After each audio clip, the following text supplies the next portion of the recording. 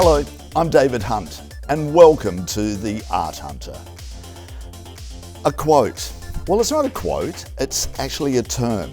My brilliant career. We all know it. It's used so readily for so many people. Written by the book, written by Miles Franklin, and of course it was made into the film, the Australian film, which we know and love. But this term, my brilliant career, suits my guest today like you wouldn't believe. What a brilliant career, she's laughing, what a brilliant career she has had. And I can't be more stressful on that, or stress on that, because she is that good. She's an Australian playwright, a screenwriter, a novelist, a newspaper columnist, it goes on.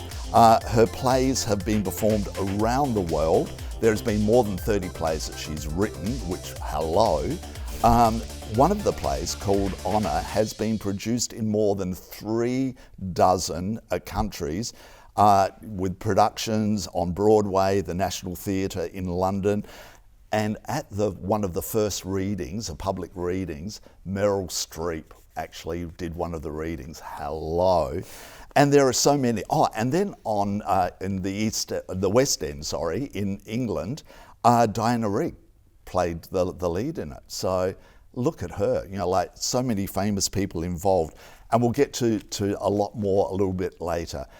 It is my absolute pleasure to introduce to you a living legend and in her most brilliant career right this very moment, Joanna Murray-Smith. Hello. Oh, hello, David. It's lovely to be here. It's my pleasure to have you here. As you know, we're old friends, which always helps, knowing you for a long time, and followed your career. I really have followed you a lot, haven't I, over You've been the a years? Great supporter. Yeah. Been on your radio show and I come and see all your plays. You came to my wedding. I came to your wedding. Yeah. There you go. So let's talk about, who is your husband?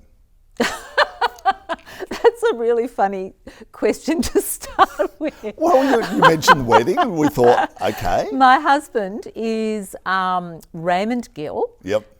He was a long-time arts journalist. He's now writing a couple of books, including a hilarious memoir about growing up in Melbourne in the 70s. Oh, okay. Going from the wrong side of the tracks to the right side of the tracks. Which should be out in a year or so. Okay. And we have been together almost, I hope he's saving for our 30th wedding anniversary, next year. So, yeah, we've been together a long time. So that wedding you came to was 29 years ago. 29 years ago. And I remember it was at Mietta's, wasn't it? The reception at Mietta's. A great wedding. You have 3 children. Yes. Right. I do. And they're, toddlers? Or are they... No? Alas, no. I miss them as toddlers. They are, one is 26, one is 20, and one is 17. Wow. Okay, Yeah. There you go. So they're growing up. They're growing up. Do you think any of them will follow you and your husband Ray and being a writer? Well, they're all good writers, which is kind of interesting. I think that they all have their own particular talents. At this stage, I would say that the middle one, Charlie, is the one who seems intent on having a creative life. The jury's still out on the other two, but he's a kind of pretty flamboyant musician, filmmaker, writer, and has just started a newspaper. So he's a community newspaper in North Fitzroy called the Rotunda. Wow! And because of the Rotunda in the the park. And he just did the whole thing off his own bat, Good and on has him. had amazing response from the local community. So is it printed or is it online? It's printed, Wow. and apparently the young are going back to print. Of course it will happen. We never left. But we never left. They are rediscovering the joys of print. Okay. So he's having a great time. So, at the moment it looks like he's the one who's sort of carrying on the mantle. But I wouldn't be surprised if Lucy did too. Right. Now, your dad was a writer. He was. So you followed on from him, and now maybe your kids will. Yeah, why did you? Because usually you want to rebel against your parents, don't you? Or did you could you see straight away that this is a little career that I wouldn't mind following? Well, luckily I had a brother and a sister who were 10 years older than me, who were rebels without a cause or with many causes. So they kind of did the rebelling for the kids, you know, on behalf of us all. So by the time I came along into those rebellious years, I think I sort of felt like I couldn't do any better than they had, with their school suspensions and, you know, moratoriums and pot smoking and all the rest of it. So I was kind of happy to just follow my passion, which was writing. But I mean, there's no question that growing up in a household where when you said that you wanted to be a writer, that was accepted with joy. You know, there was no, oh, but you need to be a doctor or a teacher or a lawyer or whatever. It was just considered kind of the most honourable and lovely kind of ambition to have. And I never thought it wasn't possible. So I think that probably put me in good stead for a writing life. Although, of course, I had no idea about the roller coaster that was ahead of me at that stage. Yeah, of course. But then again, life would be boring. The psychiatrist, the poverty. Well, you are on a couch, so you can lay down anytime you want. Well, I'm very used to a couch, yeah. Hey, were your parents around to actually start to see your brilliant career unfold? Yeah, definitely. My mum in particular. My father saw my first play and only my first play, which was about the angry penguins, writers and artists in Melbourne in the 1940s, which went well, thank God. And then he died when I was in my 20s, very suddenly. But my mother only died a few years ago. Okay. So she saw most of my plays. And in fact, you know, one of my most tender and sad recollections is sitting by her bedside as she was dying. And she was just sort of sweetly patting my hand, like comforting me. And she said, "Oh, darling, I'm not going to see any more of your plays." And I said, "Oh, God, Mum, you've seen enough, you know." No surprises left. But having just had a play on, I have to say I really missed not having her there on opening night. Right. And was that Berlin? Yeah, that was Berlin, and she was a really ferocious critic. Like she had a brilliantly analytical and critical mind. But she was also my biggest publicist, you know. And so if I got a good review, one of the few good reviews, she'd have it sort of blown up so that her friends that she bumped into at Safeways who didn't have their glasses would still be able to read the praise. All right, so here you are. You head off to New York to study in New York. Yeah. What a great thing. You're like, as a young writer, to go to New York. How did that come about? Well, Ray went for a scholarship and he said, "Why don't you go for it too?" And I ended up getting it. And pretty much at the same time, I fell unexpectedly pregnant. And we went to the ballet one night, and on the way home, I said to him, "Look, I don't think we're going to be able to take up this scholarship of mine in New York because I'm pregnant." And he, to his credit, said, "Let's borrow some money from the bank. I'll put my work on hold. Let's just go to Manhattan and shake the town up." So we went with a 3-month-old baby about which we knew nothing. The first night we went, "Well, where's the baby going to sleep?" We were in a rented apartment, and we just put the sofa cushions, just piled them up and put the baby on the top. Yeah. So oh no, it rolled off. In the middle of the night we heard clunk. That's how much we knew. Like, I mean, really, he's got a good excuse for all his, deviant behaviour now.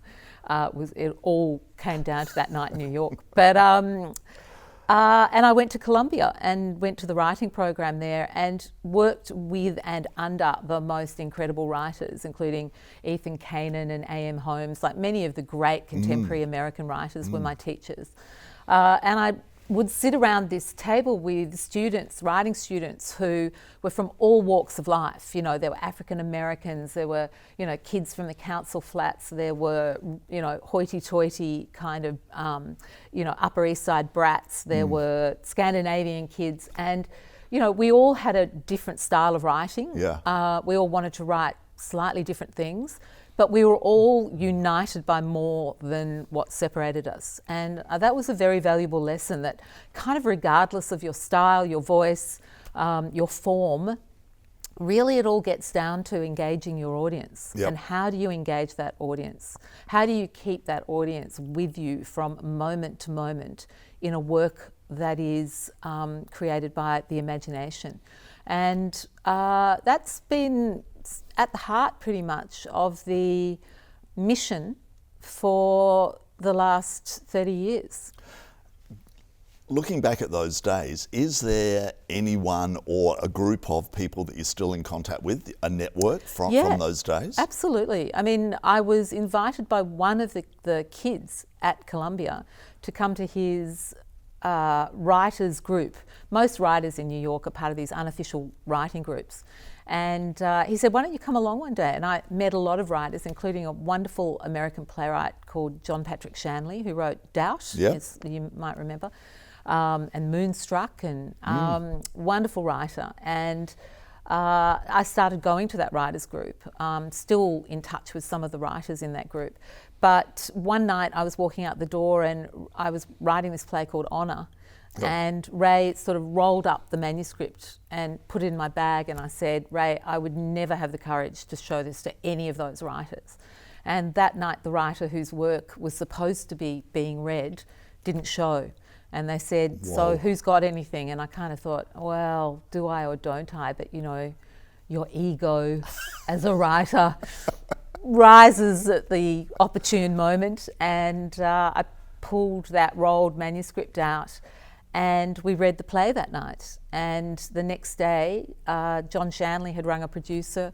The producer had sent a courier and said, I want everything you've ever written. And within a couple of years, Honor was on Broadway.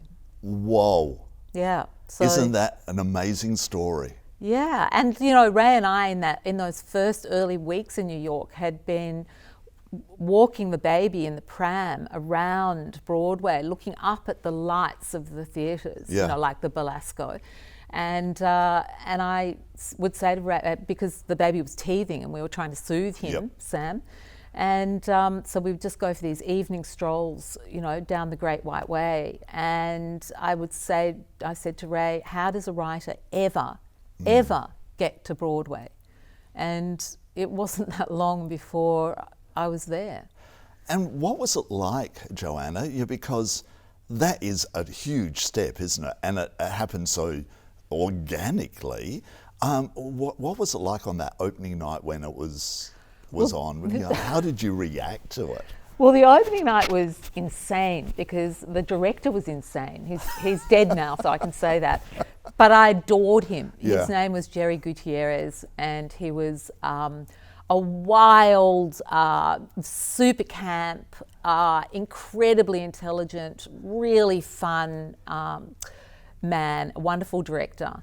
And he dragged me out. He wouldn't let me watch the opening night show. He said, you have to come to the bar next door and drink with me. Okay. And then he said, we have a little tradition with my plays, is that when the actors take their curtain call at the end of the play, we ask the writer to stand in the wings, and we just get a photograph of the writer looking onto the stage as the actors take their call. And I was so naive, I totally believed him.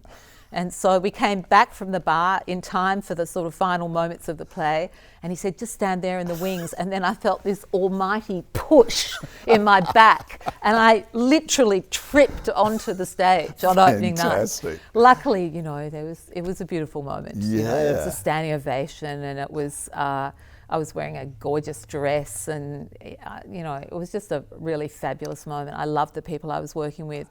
But the experience of being on Broadway was a really mixed one. You know, it had so many expectations attached to it. And of course, there's always that feeling, is this it? You know, is this the beginning of everything? And life well, my life didn't work like that. You know, it was the part of Broadway that I loved was meeting the people and also feeling part of the tradition, because I'd loved all those movies like Sweet Smell of Success and all those fantastic films that are set around New York, you know, in the 30s, 40s. And it still sort of operated like that. You still had the little guy at stage door who let you in at night, you know, and all of those traditions were there, and I adored being part of that tradition. It was romantic to me. But in fact, Broadway was almost the only place Honor was not a big success. It ran for a few months, and you know, lots of people saw it, and it got mixed reviews. It got some very good reviews, but it wasn't, you know, hailed by Ben Brantley in the New York Times as the greatest work ever written about marriage. And that crushed me. Well, I bet you it would have. Because I guess I had been pumped up to believe the publicity, and it never happened again. I never felt optimistic again, and I still never feel optimistic. Oh, that's sad. Yeah, I mean, it was a really, I mean, I kind of after that really, I guess, had a nervous breakdown. And didn't write for a while, and thought I'll never write again. And then, of course, you know, as I say, to be a writer, you have to have kind of 49% vulnerability and 51% ego. It has to be like that, because you can't really be a good writer if you're arrogant, feel like you know it all. But on the other hand, you can't be a writer if you're too vulnerable and too defensive. You know, it is a risk, and you have to, on some level, thrill to that risk. And ultimately, I got my mojo back and started writing again. But I never felt that youthful kind of excitement about my own potential ever again. And that, I guess, made it a really kind of critical moment in my early writing life. Yeah. On the other hand, it was a good lesson to learn, because you don't do it for the critics. And what I ultimately realised was that I was on my own journey to become a better writer, and I had to keep my head down and focused on that, not chasing acclaim, not chasing the critics, not allowing too many other people to define whether I was a good writer or not, but make up my own mind about whether I was doing, you know, what I wanted to do and being who I wanted to be. But all of a sudden, well, not all of a sudden, it became a very popular play. And as I said, you know, like 36 countries around the world have put productions on. So, you know, like in a way, you know, like suck it up, buddies in New York. Yeah. Fuck you, Ben Brantley.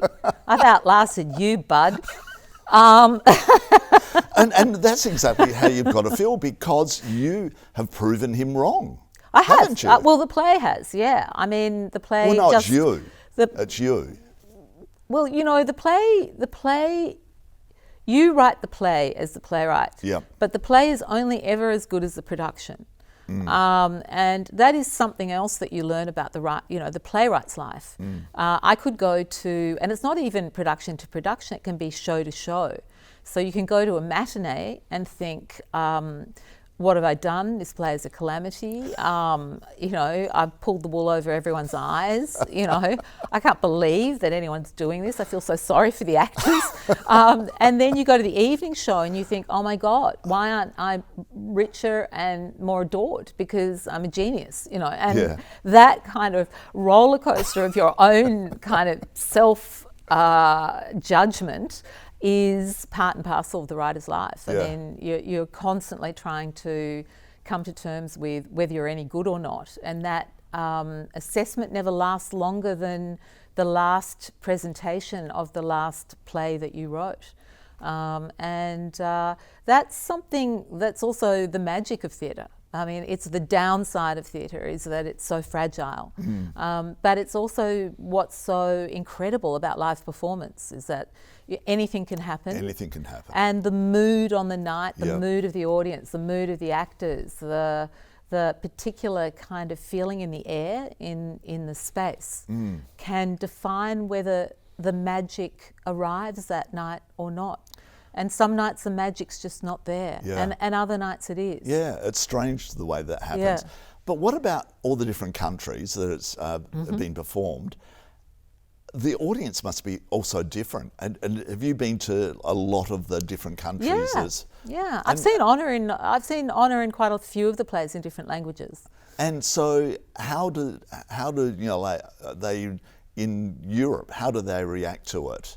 Pretty similar. Okay. In fact, I could follow every line of my plays in Tokyo because of the reaction to the reaction from the audience was identical to the reaction in Melbourne, Whoa. which was identical to the reaction in London, which was identical to the reaction in Berlin.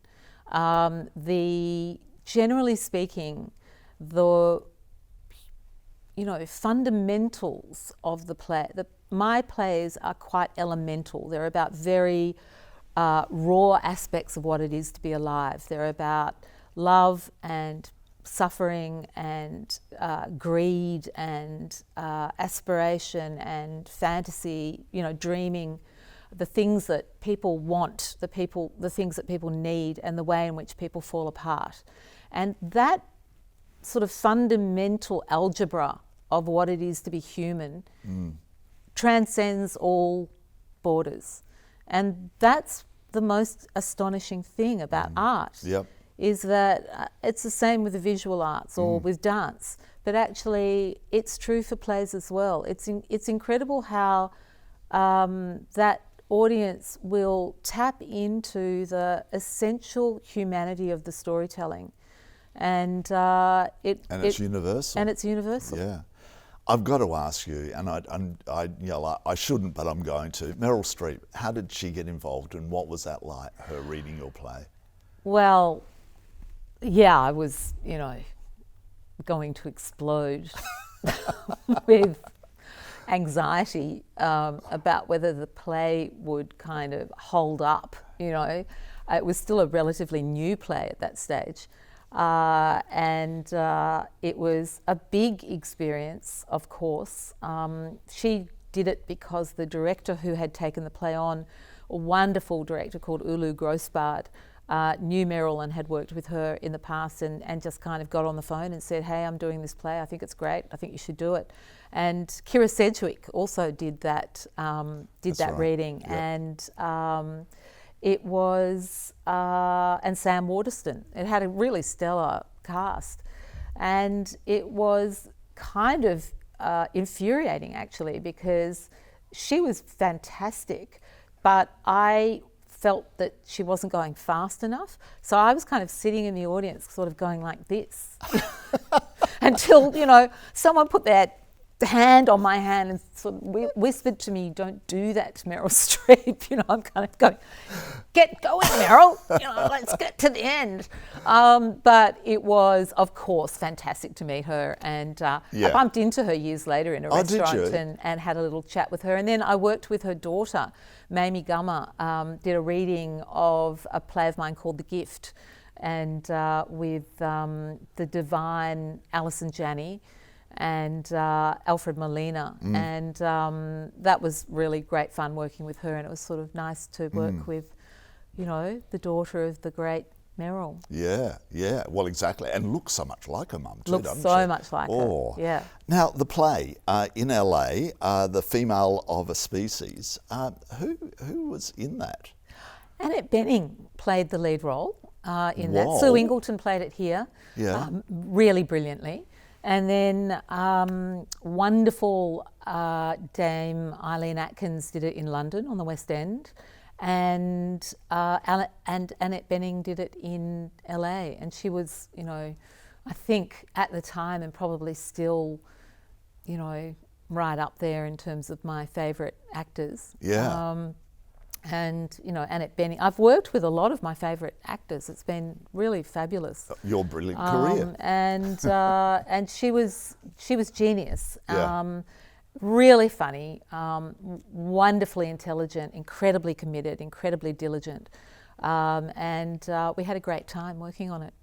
And there's a fantastic photo I've seen with you with her husband, who is Warren and I. Oh, well, you know, we went to dinner at their house, a few of us, and we were sitting at little tables, little intimate dinner. You know, the cook was bringing beautiful food, and it was all very chatty and wonderful. And Warren just did that thing, you know, where he just sort of looks at you as if you're, you know, Grace Kelly, and you know, it sort of asks you questions that nobody else is interested in, like, you know, your children, and so, you know, what's life like at home, and what, you know, are your children doing tennis? Are they doing, you know, like the most boring questions, and you think you just sort of come alive under that attention. You know, it's like, it is such a trick. Clinton did that apparently with women too. Oh, okay. And I was feeling like, oh God, I am just so fucking hot still, clearly. And then about a week later, we went to dinner with, you know, some other younger than me, but another woman who was involved in the production. And I sat there at dinner, and he paid absolutely zero attention to me and was doing exactly the same thing to her. But he's a really charming, lovely guy, and we had a lot of fun as well. Do you reckon the Carly Simon song "You're So Vain" was written about him? Well, probably, but you know, he's a legend. I mean, he really is a legend, and I mean, he made some fantastic films. You know, Reds I thought was absolutely brilliant. Yes, it was. And he himself is brilliant. In fact, you know, you'd be hard pressed to find a more charismatic, intelligent, fabulous couple than those two. I'm sort of so happy they found each other, because and they're later so in life beautiful. as well too, wasn't and it? later in life, Yeah. and she, you know, she's a kind of, they're a perfect complement to each other. Yeah. All right, we're moving on to Switzerland. Yes. The Sydney Theatre Company did the beginning of Switzerland. Who was the artistic directors of that? Andrew Upton and Kate Blanchett programmed it. They were, I think, reaching out, kind of rebuilding the bridge between me and the Sydney Theatre Company after I had fallen out with Robin Nevin, who had run it and, in my opinion, you know, taken agin me. And so it was really lovely to be back. They'd also done Honour. They remounted Honour. Yep. So Switzerland was the next cab off the rank after that. And it was a beautiful production, really magnificent production with Sarah Pearce and Eamon Farron. It was a very gratifying experience, really, to see that first production realise the play so wonderfully well. And then it went on to other places. So, well, it was commissioned by the Geffen Theatre. It was commissioned by the Geffen. And in fact, Annette Bening did the first reading of it in LA. Okay. So she came back, and she was an incredibly brilliant Patricia Highsmith.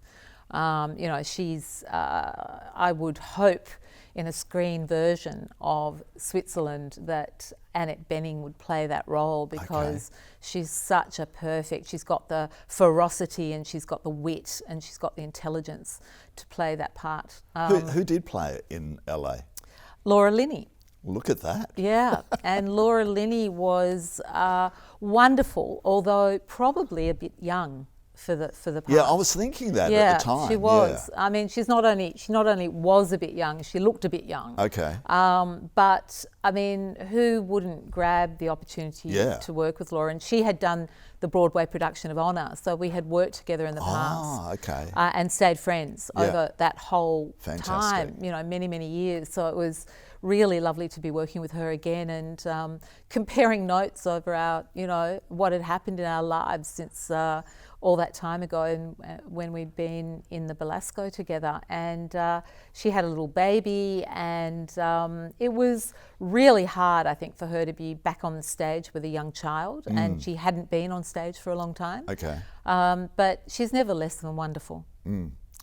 A one-woman show called Songs for Nobodies. the most amazing show. I've seen it twice now. Who's the star Bernadette of the show? Robinson. I mean, I've been very lucky in that I've written 2 one-woman shows, one with Caroline O'Connor, Bombshells, and then Songs for Nobodies with Bernadette, and both phenomenal performers, both of those women. And Bernadette has really had a huge success with that show. She has nominated for awards in London. Yeah, for an Olivia Award. Yep. She had really fantastic seasons in London in 2 different venues. And yeah, the play, I wrote it for her, really. Yes, you did, Very sceptical at first because she was an absolutely brilliant vocal mimic, but was not a terribly experienced actress. And I wrote one of the pieces in Songs for Nobodies, and Simon Phillips, who was directing and at that point running the Melbourne Theatre Company, said, let's just see her do one, and then, maybe we can put this whole idea to bed. And she did that audition with that one piece, and she was so astonishing. She took our breath away. And then I wrote another one, the Patsy Cline piece, and she sang brilliantly as Patsy Cline, as brilliantly as she had as Judy Garland in the first piece.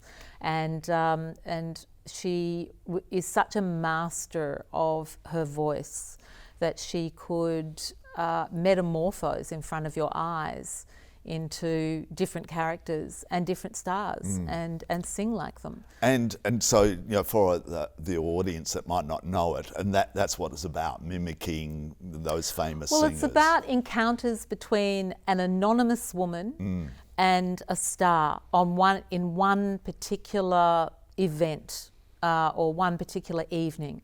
So it's the usherette backstage at a Patsy Cline concert on the night she died, and it's the woman who's working in the ladies' bathroom on the night Judy Garland comes in after giving her famous Carnegie Hall concert. It's about a woman who is inextricably tied to Edith Piaf because Piaf rescued her father from a concentration camp when she was performing there. She got him into her car when they left, pretending he was a member of the band. And so each of the pieces, the one singer/actress has to perform both the nobody and the famous singer, and finishes with Callis, playing Callis and a nanny who's on the boat when Callis goes with Onassis on Onassis's ship.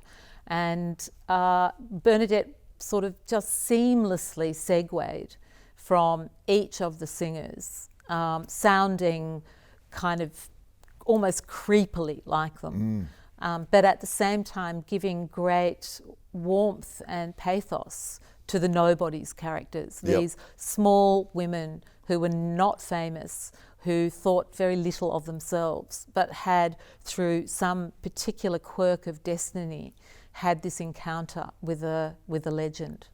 I've got to ask you, where does the inspiration to come up with that concept? Because that is such a smart, intelligent way to present a show like that, a play like that. Where did it come from? Was it that moment one night where you bolted up in bed and went, I've got this idea, Ray? And you get rolls over and whatever. Sometimes a show comes about because you're trying to make something work. And in this case, what happened was Simon Phillips said, there is this performer, Bernadette Robinson, who I already knew of, who is brilliant at singing like famous people. And I want you to write a show for her. And I, after listening to her and realising how talented she was, I thought to myself, well, I don't want to write a show about Callis because that show's already been written, masterclass, I don't want to write a show about Patsy Cline, I don't want to write a show about Judy Garland, because all of those famous singers had already had shows specifically about them. So what was a way in which I could harness those voices that Bernadette does so well, but at the same time give myself really big range in terms of my own original composition in terms of writing? And so I wanted to write those 5 women who were anonymous women, and I wanted to write them so that we had a real sense of their character and their dreams and their longings and their predicaments. And so that kind of formula for that play came about because I was trying to put together her talents with my own desire to create something original. And that's what emerged. Okay, the directors, working with a director, you write the play, it's your baby on that front. You hand it over to a director that might go, nah, don't like this part, don't like that. How do you cope with that, Joanna? Well, you are contractually allowed to veto a director. Right. Okay. So although the directors ultimately hold all the power, you at the beginning of the process have the power to hire or fire. And so you think very carefully about what director you want. Okay. Once you've chosen the director, and you do that, you know, on the basis of their connection with the material, whether you like them increasingly as I get older, whether you just like them as a human being, the work that you've seen of theirs before and so on. At that point, you relinquish control and you hope against hope that the two of you, and this is talking specifically about the original production of a play, the two of you know that what is written on the page is only the beginning of the experience. The experience is ultimately going to be this vast collaboration between actors, the words, the choreography, the design, the sound design, the lighting design, all of it. And this person has to be God. You know, they have to be able to marshal all of those components together into a vision which begins with the words on the page. And yes, you want them to be faithful to those words, but their job is bigger than looking after me, you know. And I think as you get older, you get more used to that, and you get more careful about the people you work with, not just the directors, but also the designers and the actors. Because even with an absolutely perfect team, a show can still fail. It's the weird sort of serendipity and opposite of theatre. And so what you realise is you might as well enjoy the journey, because the journey might be as good as it gets. Getting to the point of opening night might be all you really enjoy about this production. So let's make that journey fun. And so I've been really incredibly lucky. I've had almost no bad relationships with directors. Excellent. Almost none. A couple of early ones were tricky. Oh, I'm sure there would have to be. But really in, I'd say, 3/4 of the productions I've had, I've really loved the people I've worked with, and they have taught me a lot. I mean, directors are oftentimes, particularly in Australia, also dramaturgs. They're also the ones who are telling you where the script needs to be edited, where your structure is slightly wrong, where you've overwritten, you know, where you've underwritten, where your jokes aren't funny enough. And the good directors have a very open and forthright relationship with you, and can tell you those things at the same time as making you feel fabulous and important. And, you know, so they have a way of saying the play's the thing, let's get this play right, it's your baby, but let's serve your baby the best way we can. And that's sometimes by being quite brutal in rehearsals. So you not only have to love the director, but you have to trust them. Of course. And often they see the play better than you do. I mean, often the writer sees the play less well. What about you as a director? Because you've done it. Yeah. A few? Yeah, I've done one. Oh, one, just I've in done Queensland. One. I did L'Appartement. What was that like? It was heaven. Okay. I absolutely loved it. It was, I think, just a very kind of serendipitous experience. It was a really wonderful cast. I had a beautiful stage manager who was very, very experienced. It was sort of like they went, you know, she understands the play because she wrote it, Yeah. but she sort of knows pretty much zero about everything else. Yeah. So let's surround her with people who are really, really good at what they do. So I had the benefit of this kind of, architecture underneath me.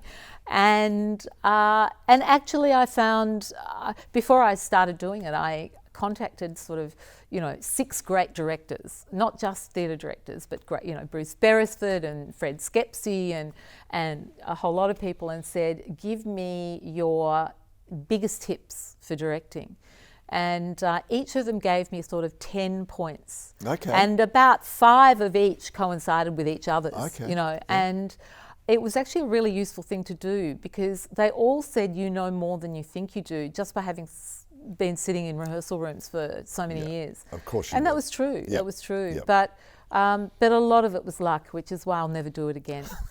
Okay, Yeah. I was going to ask you that. How long does a play take you to write? Or is it 3 months, 6 months, 2 years? And is it a general, like close at each time, the amount of time it takes? Well, from the moment a play is commissioned through to the moment it opens can be as long as 3 years. But It's a long time, isn't it? It's a long time. Yeah. But it's not as long as film. True. And also the writing itself can be quite quick. So I sometimes write a first draft in a week. Oh, wow. And then that's the part which is a kind of stream of consciousness, almost subconscious process, where you're not controlling anything you're doing. You're just allowing it to spill out.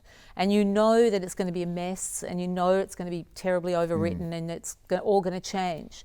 But there is something about the passion and the adrenaline of that first draft which becomes the gold in the finished play. And then after that first draft, you put the artist to one side and you bring the craftsman in, or craftswoman in. And that's when you begin to be more analytical about the structure and whether the information you're giving the audience about the story, you're giving them too much, too little, because you want the audience to be able to put the story together, not have everything force-fed to them. Every play needs to be a little bit poetic to be a play, and every play needs to be a bit of a discovery as well for the audience. And so getting the nuances of that right is the job of craft rather than art. So the play is really a kind of combination of both parts of you, the kind of crazy, passionate artist and a very rigorous, very kind of po-faced control freak. And those two parts come together to sort of finish the play. And that process, I would probably write 10 drafts of a play. Oh, wow. So, and most of those would be done in a week. Okay. But maybe a few months apart. Right. So does it take over your life, because you've got a family, so you're, like the kitchen sink washing up and all of a sudden your mind's somewhere else thinking about the play? Yeah, it does. You live with your characters, and, one of the really disturbing things about the act of creation is that, for instance, writing about Patricia Highsmith, I started to forget, because I incorporated certain things she'd actually said. Yeah. I started to forget what she'd actually said and what I had her say. Okay. And those characters become people, and those people are living inside your head, and they're belligerent and demand to be heard. And they don't shut up at 3 o'clock in the morning. If they want to have a chat with you, they will assert themselves. So what do you do? Do you get up and go to your computer? Yeah, I'm an insomniac, so I'm often awake at night. And sometimes I get up, sometimes I just think, and you hope that you retain overnight the stuff that's really worthwhile. But the whole process of writing is really more subliminal than it is kind of consciously intellectual. So much happens without you realising it. So that when you sit down to write, on a good day, I feel as if, and other writers say this too, as if my fingers are on, Whoa. you know, they're being kind of driven by a medium. Yeah. You know, Yeah. there's a presence. They're possessed. They're possessed, and it's bypassing my intellect entirely. Wow. I mean, I will have to bring that to the party later on in the process. Of but, course. Yeah, it's kind of spooky and wonderful. And, you know, in a way, well, getting back to the psychiatrist's couch, I'm sure that part of the motivation in becoming an artist is that the experience of creating is so all-encompassing that it's a holiday from yourself. You know, you get to put yourself and who you are to one side. I mean, certainly that's true for actors, but it's true for writers as well. Of course, it would have to be. Yeah. I'm at different times my characters. Yeah. And it's such a relief not to be me. I love being them. All of a sudden, you know, like with such a beautiful history of plays, screenwriting, you know, like your play into a script for a film. Switzerland's a perfect example. That should be a film. Has somebody approached you to write? I've just finished the first draft of the adaptation of Switzerland for a feature film, and it was the first time I've ever adapted. I've had sort of approaches before, but I've never actually taken on the job. A lot of playwrights will tell you if somebody wants to adapt your play for film, have nothing to do with the writing. Don't do it yourself, because so much has to change when you're moving from form to form that you really have to kind of fall out of love with your play and fall in love with the form of cinema. And that's true because you know, in order to be a great cinematic story, it has to be broadened out in some ways. So the trick with Switzerland, which is a very claustrophobic and very intense two-hander between the Patricia Highsmith character and a young man who visits her from her publishing house in New York and turns out to have a more sinister role. That claustrophobia makes the play. So how do you retain the energy and the excitement and the thrill and the danger of that relationship when you're putting it into the medium of film? So that's the big kind of question. And have you got it? Do you think you've done it? I think I have. I mean, look, the proof will be in the pudding. Yeah. But I have. I've been very, very careful not to lose the initial impulse and energy of that play, which is Highsmith, and the ferocity of that character. She was, you know, a nightmare really, but she was a brilliant nightmare. And I really wanted to keep the wit and the dynamism and the emotional vulnerability of that character in the film. And also the thrillerish component, because it is a kind of cat and mouse story. And luckily for me, the producers really like what I've done. So I'm hoping, you know, I may be speaking too soon, but I'm hoping that they go on liking what I'm doing. So here you are, your brilliant career so far, and now going into movies as well. And I'm sure that so many will be adapted into film as time goes on. You've met so many famous people, including me. You first and foremost. But is there anyone that you meet them and you're a bit starstruck? Is there people? I was pretty starstruck meeting the playwright Edward Albee. Oh yeah. I met him at a party in London because Who's Afraid of Virginia Woolf was opening in the West End at the same time that Honor was. And so I was doing the rounds of the glamorous events, and I am a huge admirer of his work, and I couldn't quite believe that I was meeting the man whose plays I'd read over and over and over and over again. But he wasn't a terribly nice person. So that was... how disappointing. Well, yeah, I mean, disappointing or maybe kind of reassuring because I stopped wanting to be him. Modestly, you know, I kind of thought, well, Edward Albee may be the greatest living playwright, but, you know, he's not the most generous individual. I mean, he was nice to me, but he wasn't terribly nice to other people. Oh. And I was interested in that. And, you know, Graham Greene said that in every writer there's a chip of ice. And I thought that you saw that chip of ice in him quite clearly. And no doubt other people may have seen that chip of ice in me. But there's a sort of objectivity that writers and perhaps artists in general have when they're experiencing life, because everything is grist to your mill, so that everything is usable material. And there is a kind of callousness, I think, about artists, in the sense that with the best will in the world, you want to be working from your imagination, but your imagination is fed from your experience. And your experience ultimately is at the beck and call of your imagination with very few moral scruples. And there is a kind of coolness that I saw in him that disturbed me. And made me kind of realise that ultimately it's more important to be a kind person than a great writer. Yep. Oh, get off that couch. You're cured. I don't belong here anymore. Joanna Murray-Smith, what a pleasure it's been chatting with you today. We could do another whole show because there's so much more that I want to ask you, but we've got to call it quits here. Thank you so much for being on David. The Art Hunter. Thrilled to be on The Art Hunter.